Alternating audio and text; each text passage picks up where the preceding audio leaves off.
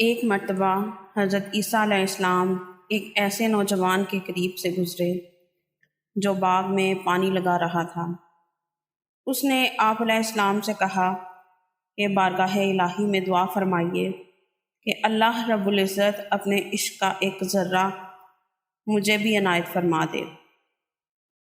حضرت عیسیٰ علیہ السلام نے فرمایا کہ ایک ذرہ تو بہت ہے، تم اس کو برداشت کرنے کی صلاحیت نہیں رکھتے۔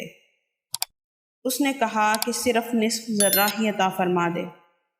اس پر حضرت عیسیٰ علیہ السلام نے پروردگار عالم سے دعا مانگی، یا اللہ اسے اپنے عشق کا نصف ذرہ عطا فرما دے۔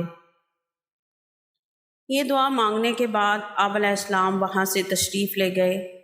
کچھ عرصہ بعد آپ علیہ السلام کا گزر پھر اسی راستے سے ہوا اور اس جوان کے بارے میں دریافت کیا تو لوگوں نے بتایا کہ وہ دیوانہ ہو گیا ہے اور پہاڑوں پر چلا گیا ہے۔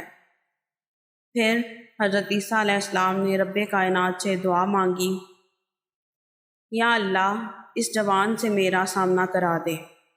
پھر آپ علیہ السلام نے دیکھا کہ وہ جوان ایک پہاڑ کی چوٹی پر کھڑا ہو کر آسمان کی طرف دیکھے جا رہا ہے۔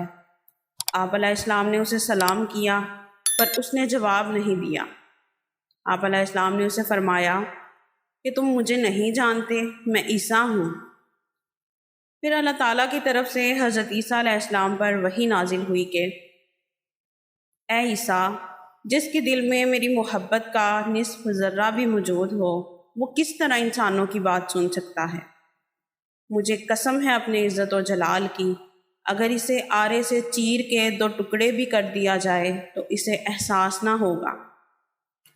سبحان اللہ، جب اتنی سی سطح پر انسان کا یہ حال ہے تو میرے پیارے نبی حضرت محمد مصطفیٰ صلی اللہ علیہ وآلہ وسلم جو معراج کا نوری سفر کر کے اپنے رب کے سامنے روبرو اپنے رب سے باتیں کرتے رہے اور موسیٰ علیہ السلام اپنے رب کی ایک تجلی بھی نہ سہ سکے، کیا مقام ہے ذات محمدی کا کہ اپنے رب کی تجلیوں کو سہتے ہوئے واپس تشریف بھی لائے اور پورے ہوش و حواس میں ایک نارمل زندگی گزارتے ہوئے اور اپنے نبوت کے منصب کو پورا کرتے ہوئے اپنے رب حقیقی سے جا ملے۔